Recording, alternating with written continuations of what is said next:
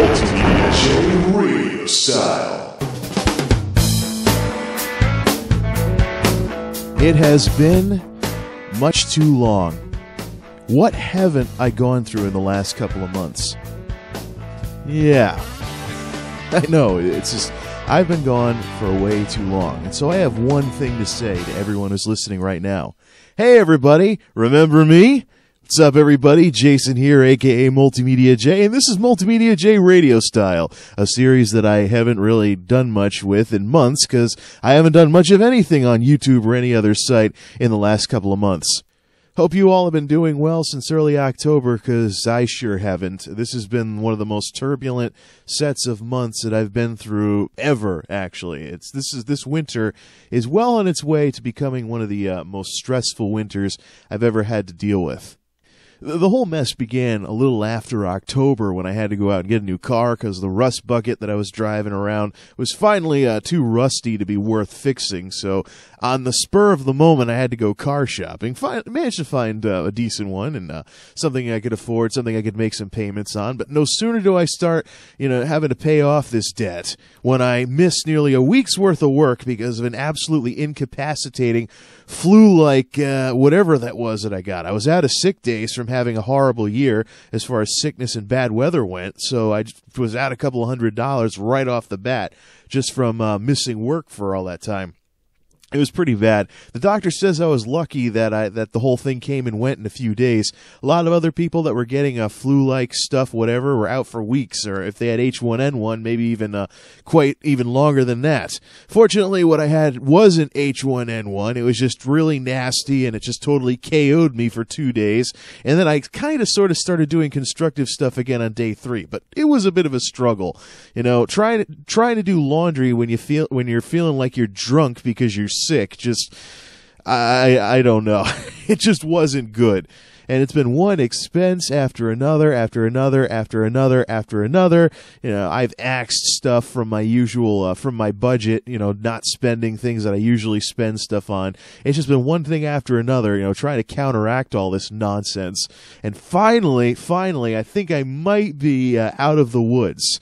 It was pretty bad. And winter, we had Christmas, we had winter and stuff like that. And one of the big differences between this winter and previous years is that we're actually getting some real snow for once. Now, Connecticut, being a New England state, we expect cold weather and snow in the winter. But the thing is, with Connecticut, we're close enough to the ocean that sometimes we get oftentimes we get the wintry mix. Or if there's one of those green, pink, and blue things on the weather forecast that indicate rain, mix, and snow, we're often squarely in the pink zone, and we get a mix of sleet, freezing rain, basically stuff that doesn't accumulate and melts off the roads when it's sanded, salted, or when the temperature actually rises. But in this case, we got 2 feet of snow right before Christmas. Yeah, that wasn't good. I also found out the hard way while off-roading my way to the edge of my driveway that the all-season radials that the guy sold me on the car were useless in the snow. They're distinctly a summer tread pattern. I'm like, why do they even make these tires in New England? Everybody else I know here in this local area never has to buy snow tires because they have all-season radials with a somewhat aggressive tread pattern. Like, for example, Cooper Trendsetters. They're sold at some of the hardware stores around here, but yeah, Cooper Trendsetter tires, look them up. They've got a pattern that's between that of a summer tire and a snow tire, and with what we get here, usually a good set of all-season radials is all you really need. But in this case, I figured since I was going to have to buy new tires at all, I decided to just ham it up and get some real snow tires. So I got me some Glacier, I think it's like Mastercraft Glacier Grip, something like that. It's got the most aggressive tread pattern I've ever seen. After having to practically off-road my way to the edge of my driveway, on the day when I went to buy them, I came home and I just right across the snow like it was nothing. Of course, I'm not going to get any sense of false confidence either. Snow tires are good for getting your car moving. They don't help you if you're trying to suddenly stop on slippery stuff. So I'm still going to drive careful. It's going to be fun though when I'm just chugging along and the minivan or something in front of me is fishtailing left and right because oops, they didn't check their tire treads before winter came. Surprisingly, there's a lot of people here in here in this part of New England for whatever reason that can't handle the weather. I especially dislike the tourists that slow to a crawl when the roads are wet because it's cold out. You know, the roads can just be wet. It can be like 33 degrees, but because it's 33, they're like driving really slow, like there's black ice, even if it's above freezing. Some of these people need to go back to school and learn a thing or two about specific heat. Anyways. But yeah, it's been a stressful winter. Nonsense as far as money goes. I've actually stopped buying Blu-ray movies and went back to DVD. Not just because I'm trying to get a handle on money right now, but because have you seen DVD prices lately? You know, I said a while back that DVD would eventually become dollar store video disc, and we're almost to that. Now, on Thanksgiving, I spent Thanksgiving with my folks. We went out to this restaurant that's practically a regional landmark around here. It's called Wright's Chicken Farm. If you're from southern New England and you've never been to Wright's Chicken Farm, what is wrong with you? That place is a regional landmark. It's an incredible restaurant. And they're basically a restaurant that really knows how to stick to their guns. They're a chicken place, and they're great at chicken. They have alternatives to chicken if you don't like chicken, but it's a great restaurant. Their salad dressings are sold in stores around here and things like that. It's awesome. I highly recommend you go there. But I digress.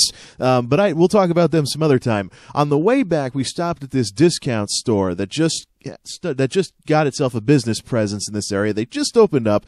It's called Big Lots. I'd never heard of the place before. I'd heard of similar stores that sold cheap stuff, but we went to this Big Lots store, and there were some there was like a bargain bin of DVDs. And thinking of the whole dollar store video disc thing, I was like, wonder how cheap these movies are that are over here. I go over there and take one guess what the price was. Now, the Walmarts around here have gotten everyone used to $10 DVDs and $5 DVDs in the bargain bins.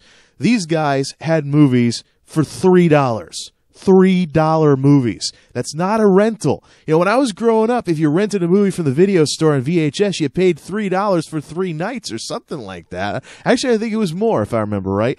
But $3 movies. No, they're not a Netflix rental or anything of that sort. Just go in, $3, bam, movie. I actually picked up a few. One of them was Groundhog Day, one of my favorite comedies out there.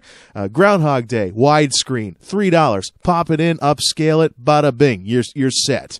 Now, of course, there is a Blu-ray release for Groundhog Day that I'm planning on picking up eventually, but I think it's like $15 or so. So, this downward pressure on DVD prices is just awesome. And the fun part is the format is not going the same route as VHS did because it's compatible with all the new stuff. You can play DVDs and Blu-ray players. So as we try to crawl out of this recession here in America, I'm sure that the economic conditions of things are definitely going to help to breathe new life into DVD, especially when people can upscale it and whatnot. It's also a great way to try before you buy. Walk into a discount store, pay $3 for a movie, and if you like it, seek out the Blu-ray at whatever price it's currently at. I don't think there's ever been any better time to amass yourself, so to speak, a home movie collection than the way things are right now with all this downward pressure on DVD prices, what with all the other stuff out there that's available and things like that. I do plan on getting back into the Blu-ray stuff at some point, but, with all these really cheap DVDs around and myself not really minding too much if I get stuck watching an upscale DVD as opposed to something that's natively in high definition, I want to pick up some cheap movies for the time being while money's terrible, and then when things pick back up, I'll get back into the full quality ones. But as of now, the last Blu-ray that I bought was a extended edition of The Patriot.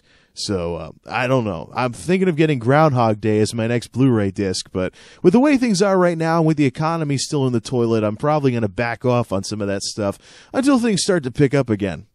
Speaking of picking things up again, I don't know what YouTube's like these days, but I intend on picking up at least this series. I've been doing a lot on Facebook with some real-life friends and things like that, and other folks that have gone onto Facebook in the last couple of months. So that's one of the reasons why I haven't been around. But, you can Facebook for such and such amount of time. Eventually, it gets boring, too. Plus, right now, Facebook is getting rather buggy and crashing for no reason whatsoever. It's kind of becoming the social network version of Windows 98. I hope they fix these bugs that have popped up that cause it to crash every so often. So what happens now? I don't know. Let's find out. Till next time, this is Multimedia Jay, and in the words of Bill and Ted, be excellent to one another. And party on, dudes!